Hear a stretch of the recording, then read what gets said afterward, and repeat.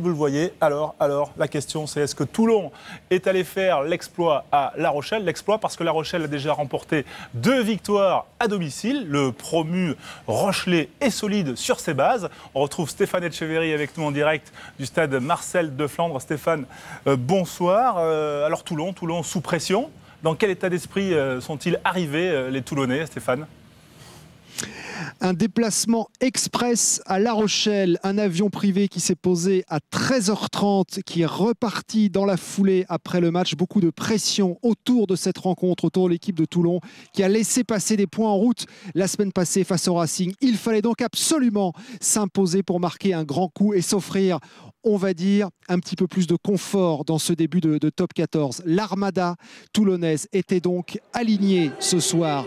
Ce n'était pas du tout prévu, mais au vu des circonstances, Johnny Wilkinson, Felipe Contepomi, Paul Sacchi et Karl Eman étaient du voyage, sans parler de Fernandez Lobé, de Laurent Emmanueli, de Pierre Mignoni. Bref, la grosse équipe de Toulon face à cette équipe de La Rochelle. Toulon donc pour marquer un grand coup, 3-0 après une pénalité de Johnny Wilkinson dès la 3e minute. Des Toulonnais qui ont démarré face au vent cette rencontre, mais qui ont impeccablement géré de manière stratégique et tactique ces 40 premières minutes. Un drop de Johnny Wilkinson, 6-0 à la 15e, partie très bien engagée pour les Toulonnais, alors que les Rochelais ont eu des occasions, mais à chaque fois, comme ici, sur cette tentative de Sébastien Boboul, un poteau, une pénalité qui passe pas. La Rochelle a laissé beaucoup de points en route. Sur les phases de conquête, en touche ou en mêlée, les Toulonnais bien supérieurs dans cette première demi-heure, et les pénalités s'enchaînent. Et au contraire des Rochelais, le regard bleu vif qui nous accroche de Johnny Wilkinson, sa concentration et son pied gauche. C'est Toulon qui mène 9-0 après 27 minutes de jeu. Pour l'instant, Toulon contrôle impeccablement bien la situation. Les débats s'engagent un tout petit peu plus avec Pierre Mignoni qui tape à suivre sur ce coup de pied avec Paul Sacchi qui est là avec Benjamin Dambiel à la course, et les Toulonnais vont tout à fait dans la règle récupérer ce ballon sur cette zone plaqueur-plaqué. Ils sont sur les appuis. Les Toulonnais, ils récupèrent justement cette balle. On est 4 minutes juste avant la fin de la première période, et Toulon accentue sa pression, accentue son avance au score et vraiment plante vraiment le décor. Les Toulonnais ont bien géré, ils n'ont pas raté leur entame de match, ils avaient énormément de craintes à ce sujet, et ce qu'on peut dire, c'est qu'ils ont été d'un réalisme froid, à l'image de Johnny Wilkinson. Son pied gauche ne tremble pas. 12-0 pour Toulon juste avant la mi-temps, et pendant ce temps-là, je vous le disais, La Rochelle a des pénalités.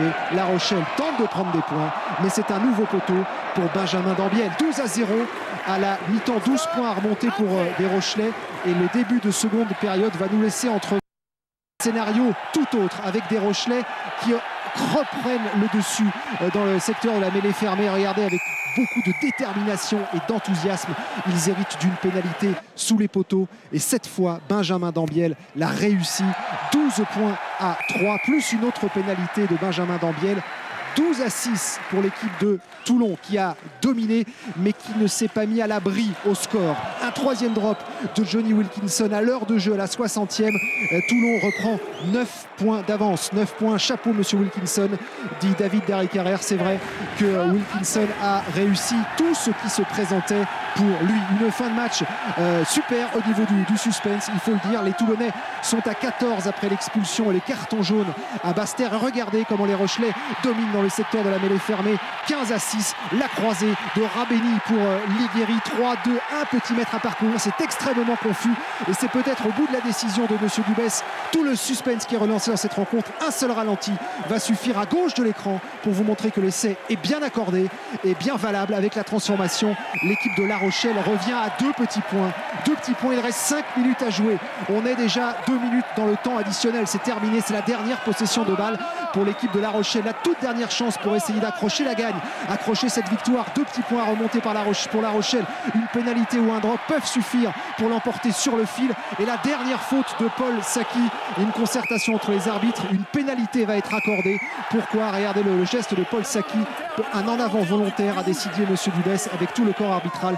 C'est donc la dernière pénalité pour Benjamin Dambiel. Philippe Saint-André préfère vivre ça de derrière les poteaux, il se met dans l'axe. Regardez, il y a beaucoup de suspense, c'est la toute dernière chance. Benjamin Dambiel en concentration, Philippe Saint-André en plein stress. Et la dernière pénalité, elle est loin, elle est très loin, près de 50 mètres. Et ça s'élève, et ça s'élève, et ça ne passera pas. 15 points de coup de pied ratés pour l'équipe de La Rochelle. Le dépit de Benjamin Dambiel. Et vivons la dernière pénalité avec Philippe Saint-André.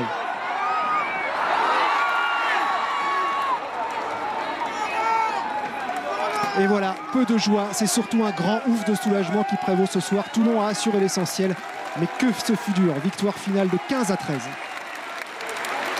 Merci Stéphane. Le bonus défensif pour La Rochelle, donc qui tombe avec les honneurs. Et puis bien sûr, Monsieur Wilkinson, 15 points. Nous allons y revenir. Toulon voyage mieux qu'il ne reçoit. 2 victoires à l'extérieur après 2 défaites à domicile. Trop tôt encore pour dire si Toulon est guéri. Mais en tout cas, Johnny Wilkinson a confié à Loïc Lebras l'importance du jeu au pied et des drops. Les équipes dans le top 14, ils sont tous très forts, très précis. Alors il faut trouver les petits avantages et ça c'est toujours avec la discipline et avec les pénalités. Mais oui, ça marche un jour et peut-être l'autre, ce n'est pas aussi... on ne trouve pas le même niveau de succès, mais il faut essayer de pratiquer aussi. Voilà donc Johnny Wilkinson. Merci Stéphane Etcheverry. Donc Toulon ne va pas s'attarder à La Rochelle, contrairement à vous, car Toulon va rentrer en avion spécial pour aller à Brive dimanche lors de la 5e journée.